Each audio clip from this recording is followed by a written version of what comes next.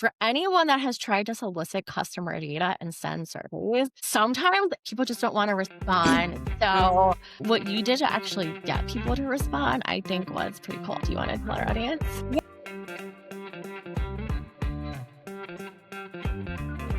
These wires, because I'm literally recording in my hallway. All right, it says record. You see record. Yes, I do. So, Brandy Morton. A company goes through an acquisition. Leadership wants to further establish authority in a crowded, competitive market. The natural instinct is to just run more ads, buy more visibility, push harder on paid. Well, my guest today, she made a different call. She led a research driven PR campaign built around original industry insights, which earned her company a speaking slot at the famous Money 2020, generating 167 million impressions and driving 6 months of pipeline. The campaign ultimately contributed to a 19% increase in marketing source opportunities year over year, when PR becoming the top performing element of the strategy. She's a marketing executive with 20 years of experience leading teams across financial services, SaaS, and tech. And today she joins us to break down why she prioritized authority building over heavier paid spend and how the research was transformed into a PR engine. And she also is going to discuss what the human side of the strategy actually looks like. So with that, Brandy Morton, welcome to Humanized. Thank you. I'm so excited to be here. And thank you for that wonderful intro. So my background actually academically is PR and history. And I think that has had a really big impression on my progressive marketing career. So at GVG, I was the head of marketing for the Americas, and now I'm a founder and fractional CMO. We really had a great moment, a pivotal moment after the acquisition. And Gen AI was breaking into the fraud conversation. And we really had to seize moment. We had 9 years of proprietary data that nobody else had, and we saw our window and we tried to take it. And that's how we got to Money 2020, and that's how we got the report off the ground. It's very exciting. Okay, so let's dive in a little bit deeper. When you decided to build a report, I mean, you had that 9 years of data. Companies, like a lot of companies just don't have that. Yep. So tell me, what would I do if I was a company that didn't have this? Like, how could I create something as impactful through PR without much data, especially if I'm a startup? Yeah. It's an interesting question because I think for us, we really did have kind of this like confluence of these great elements that led to that. But if you don't have 9 years of data, you still have the same first step, which is to listen. A lot of what motivated us to put that report together and undertake, PR as one of our top channels was hearing what our buyers and customers were saying. So talking to sales, talking to customer service, the community is really active, thinking of places like Reddit, right? So when it's something that you can say, a posture that you have, a stance that you have, where you can uniquely address, those kinds of questions and start really small, maybe local journalists, maybe participating in community forums, and then you can kind of build from there, right? There are forums, local groups, get in touch with journalists who are in your space and just build momentum from there. Yeah, that makes perfect sense. I know that when you decided to build this report, what the report was about, which was the Gen AI, it really just started to enter the fraud conversation in a way that, had people talking. Some people would take that and capitalize on it, others wouldn't. And I think there's a mix of finding balance. Is this right for us right now? Just because everyone's talking about it, is it right for us to talk about? How did you know that was the right moment for you to move, or was it really, this is an estimated guess? I think we had obviously, looked at the competitive landscape, and there were some vendors out there that were recycling, kind of third-party stats and maybe putting a layer on top of it. But we really recognized that we had the data, we had the scale, and we had the moment. So by 2024, we were on the ninth edition. So that was 9 years of compounding longitudinal data. Previously, the report had really been confined just to the Americas, but we decided to go global with it, right? We had Americas, we had Europe, we had Asia, we had 1,200 respondents. And each region had a region-specific cut so that it would be very relevant to their buyers and to the folks in their market. But then there was this global wrapper on top of it, right? So global trends with this regional consideration. And then we also had a partnership with Datos Insights. And so it brought this kind of independent industry analyst layer to it to contribute commentary and also like we can really validate the findings. And there really wasn't anybody else that was doing it at the time. So it really gave us the confidence to go to journalists with something that was new and fresh and not just a marketing piece. Yeah, I mean, I think always being first to market is key, right? Looking for that original data that you can't get anywhere else. That's the hook right there. It's pretty awesome that you guys were able to position that in that way. I know you had pitched this internally as a multi quarter campaign, not just a content piece, which we love. Yes. Repurpose, repurpose, repurpose. For those that need some more feedback on what that looks like in practice, what the activation plan is to really make this work, walk me through what that looks like. Yeah, for us it was great. Obviously we had gone through some changes in, leadership. The team was rebuilding and restructuring a bit. So when I went to leadership, I said, "Hey, there's two really great angles to this. We've done this before. And the previous version had led to pipeline. We had the data around close one deals that were tied to it. It was the most popular webinar we had ever done ever. And so clearly it's something that people would be interested in. But I really kind of told them, this is not a one and done. There's going to be a plethora of internal and external delivery. We actually had 5 tracks, right? So we had the PR, we had SME activation, so our internal experts that helped to shape the survey and interpret the data. They were on podcasts, bylines, panels. We had event integration. So we had an annual customer event, and the data actually drove a lot of the content for the event. And it's something that our customers had come to expect from us. We actually hadn't done a report in a couple of years. And we did sales enablement around it. So we worked in parallel with the sales teams that they were armed with stats, with one pagers. They had language that they could use in their outreach. And so we could directly tie it to building, pipeline and demand generation efforts. And we also did all the things we told them we're going to still do all the other things that we normally do, right? So this isn't something that's going to have all the eggs in one basket, and it will actually help to, synthesize a lot of other things like emails and our analysts strategy. We did do a webinar because you do, but it also produced other content and powered a lot of things. And so the fact that it wasn't just, "Hey, here's this report, it's really cute, we're excited about it," and we let it go. We really integrated it into our demand gen program. Nice. It was a pretty large report. So I can imagine this was quite time consuming and a heavy lift for you guys. And now in the age of AI, we do have resources to help streamline these things, but also for those listening that are like, I don't know where to begin on the tactical side, just give me like a quick idea of what they could do to really make this doable for them. Yeah, we actually partnered with an outside agency that did kind of some of the logistics behind the report just because of the scale. But at the end of the day, when we had the data, we did internal brainstorms. We had our leadership team, we had the product team, some folks from sales, just looking at different slices of it and just kind of like vibing and telling us what they saw, right? "Hey, I've heard this from this customer. I've heard that from that customer."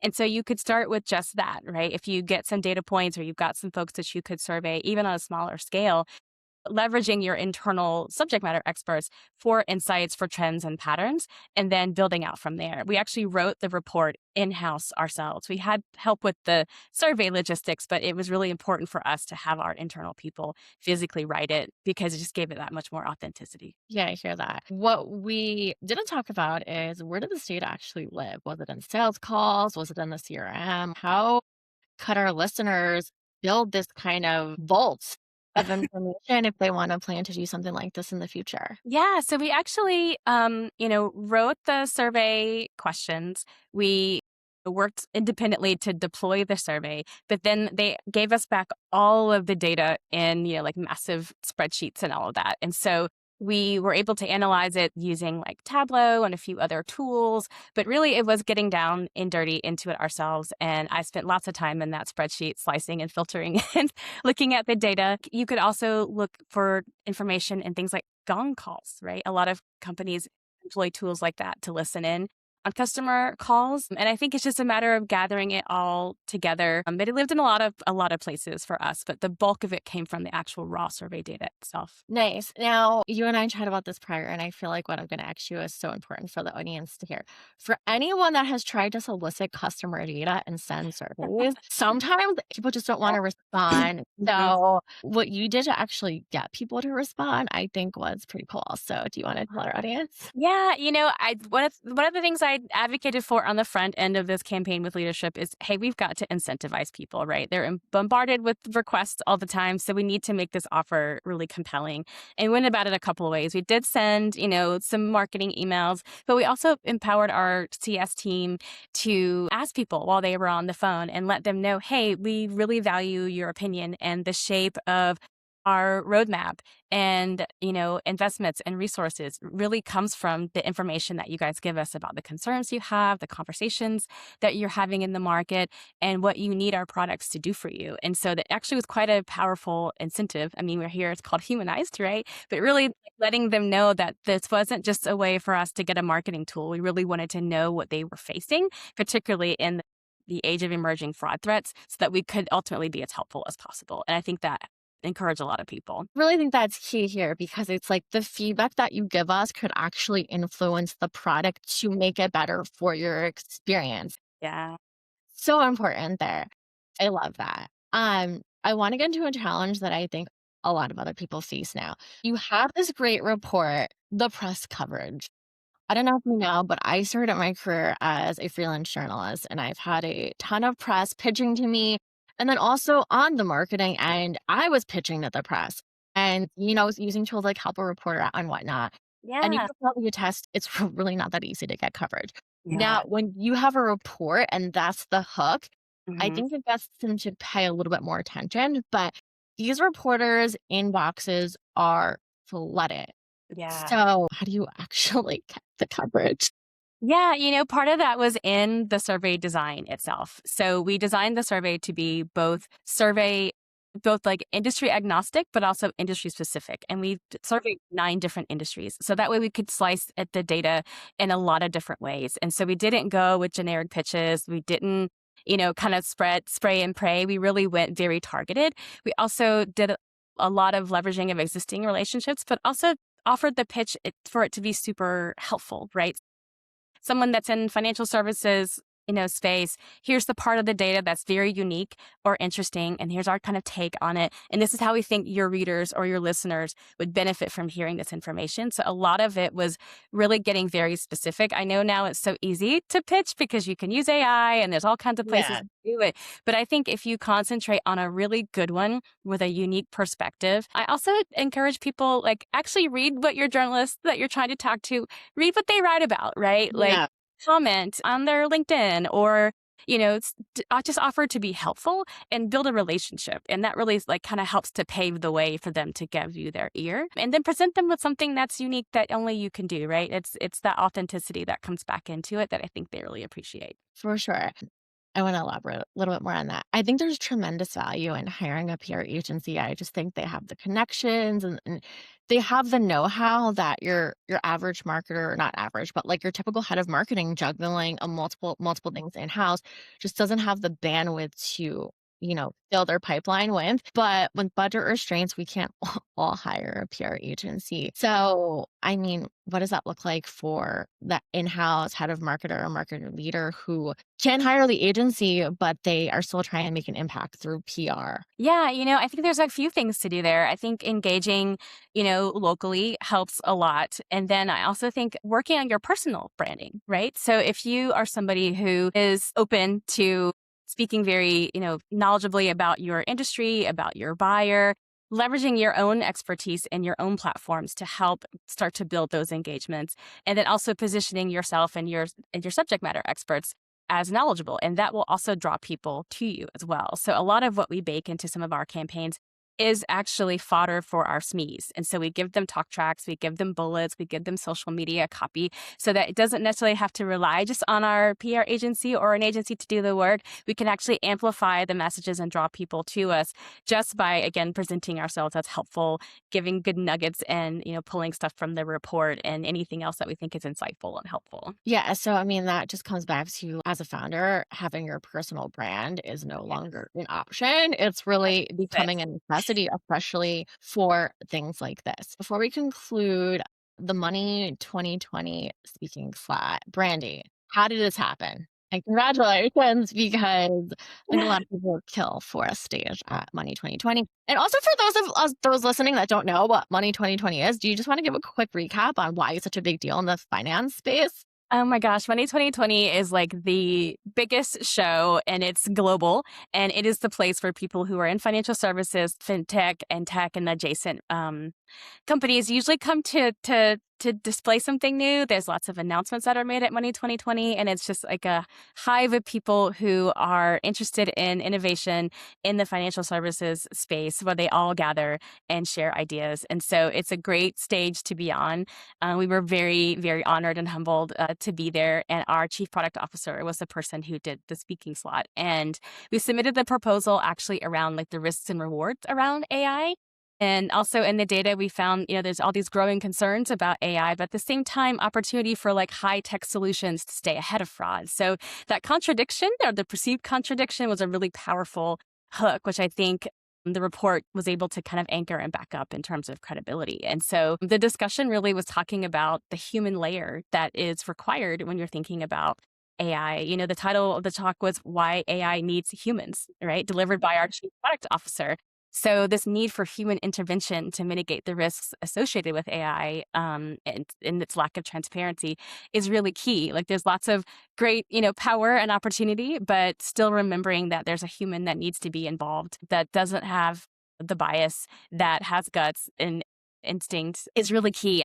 That resonated with a lot of. Yeah, I think this is so timely as well because everyone's like, create an AI agent. We're replacing staff for AI. And it's like, look, I'm all for like doing more with less, but you cannot replace the human at the end of the day. Okay. And we can't forget to talk about the fact that you ended up in Yahoo Finance, American Banker, Forbes, and the biometric update for this report as well. That is a huge. Oh, I think I know what you're gonna say, but what was the secret to also landing these? Yeah, I think good earned media like compounds, right? So, once you've gotten to, three spaces where someone has, thought of you as the leader, the fourth one feels very natural because you've been vetted. And I think particularly in earned media, it's about trust. And we were able to present, I think, something that was new in a different way that could be very much specified for an audience. So like, for example, we were in total retail and it was October of 2024 when that hit came. And our managing director is bylined talking about holiday season fraud, right? Super timely audience. And some of the same data also helped inform us when we talked to Finovate, talked to Atlanta Business Radio, we talked to the ABE here in Atlanta. And it was about extending authority across financial services and our Atlanta home market. So I think the reason why we were able to get such a plethora of coverage was because we could really make it relevant and specific with data, with a point of view, and then also offer up a subject matter expert to expound upon the data. And I was actually very tickled by the WABE because I am a big NPR nerd. And so that was certainly a highlight of my of my career. But yeah, I think we were coming with something that was compelling, that really didn't have a ton of meat on the bones at the time. It was a lot of kind of concern and, third-party package data, but here was something that was new and original that people could sink their teeth into. Well, you did say as well you had all different pieces to this, so you could really spin it true PR. You could really spin it for the different verticals, which was great. All right. So, my final question for you. What can I do if I'm listening to this and I know I have to drive revenue? I've been doing the paid media, I've been doing all the things, but I haven't really gone into PR as an opportunity. What can I do this week to implement something with PR to drive revenue into my business? Yes, this week I would say, I think a lot of people have the instinct to start with a message. Like, I want to talk about X. I would say sit in on a sales call this week. Hmm. Go look in your data and unpack the last 4 or 5 wins that you've had, unpack the last 4 or 5 losses that you may have had, and start to look for some, trends and patterns that may give you some signals about what your audience wants to hear, or maybe a gap that exists that you could fill. Say, spend some time in communities like Reddit and Slack and industry forums. A comment, see what people are asking, what questions they're asking, what they're saying. Find a couple of journalists in your category who are already writing about things that you are good at or things that your buyers are concerned about. What angles keep coming up, and right? How can you get in front of them? Taking lots of little steps. It doesn't have to be a big research report. It doesn't have to be thousands of people that you talk to. Definitely some avenues to get rolling in earned media, and it goes such a long way to build trust. I love that. I also just want to recap everything of what you said here today, which was phenomenal. Thank you, Randy. Yeah. So what you really described was not just a PR strategy. It was really a trust building strategy. You saw a window of opportunity in a category where your competitors were not doing this. In a lot of cases, your competitors were recycling a lot of the same statistics, and you capitalized on an opportunity to chat about such a timely topic, which was, the power of AI and fraud that nobody up to that point was really talking about or had own thoughts with. And from there on, you built something worth covering. You got it in front of the right people and you let it work for 6 months really heavily. And it kept being the gift that kept on giving after Yeah. that. And I mean, that's so much of what we talk about in marketing in general, deciding to take an action, make that decision to move forward, the activation of the campaign, understanding the human relationships behind what makes everything come together. The takeaway from today isn't go build a research report. The takeaway is what's one question that your audience is wrestling with right now? Like you said, like go listen to a sales call that nobody has answered with data or point of view that hasn't been generated. And also for the audience, you have to check out Brandy on LinkedIn, follow her, check out what she's doing. I'll drop everything in the show notes. And it's been such a pleasure having you. Awesome. Thank you so much. This has been great.